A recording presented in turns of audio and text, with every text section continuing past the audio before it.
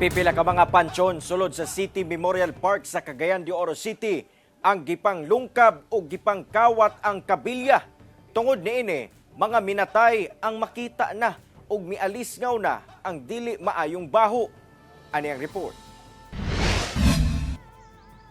Nangabangag nga pansyon, nangabungkag nga sanina sa patay, ingon man nang gawas nga bukog sa minatay. Ingon ane ang sitwasyon sulod sa karaang parte sa City Memorial Park sa Bulunsuri, Cagayan de Oro City. Kini ang kahimtang resulta matod pa sa giingong sagunson nga pagpangawat sa mga kabilya sa mga pansyon sa mga lubnganan. Tungod sa nagpadayong renovation dinhi sa City Memorial Park dinhi sa Cagayan de Oro City, gipangguba sa otoridad kining mga karaan nga pansyon. Apan ilang na matikdan nga ang pipila ka mga bakal o kabilya nangawala na gikan dinhi sa mga pansyon.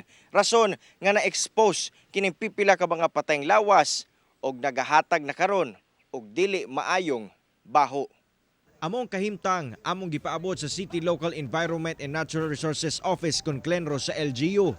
Aminado sila nga adunay suliran sa lugar ug sa pagpangawat og kabilya. Gani sa milabing tuig, duha ka mga tao ang ilang napasakaan og kasong pagpangawat. Karon nga mibalik among ilegal nga binuhatan sa ilang tala, anaa na sab sa kapin 30 ka pansyon ang nangaguba.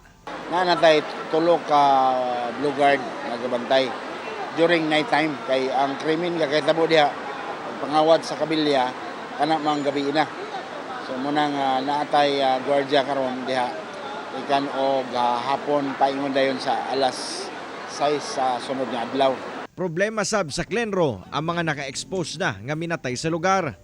Kasagaran daw ni ini ang gipasagda na sa ilang mga tagtungod. Nanawagan karon ang CLENRO sa mga tagtungod nga asikasuhon ang ilang minatay nga naka-expose na ang mga bukog. Panawagan mi sa mga pamilya, no, sa mga dunay minahal sa kinabuhi diya sa atong City Memorial Park nga ato nagyong atimanon, no. Di na ta magulat nga kawaton, di na ta magulat nga ang city government mao nagyoy mubungkag. Nawag mi nga unta inyong atuan aron maplastar. Panawagan sab sa CLENRO sa mga residente dool sa sementeryo nga magtinabangay sa pagbantay sa City Memorial Park. Kauban si Makoy Sempron sa kamera. Ako si Cyril Chavez para sa One Mindanao.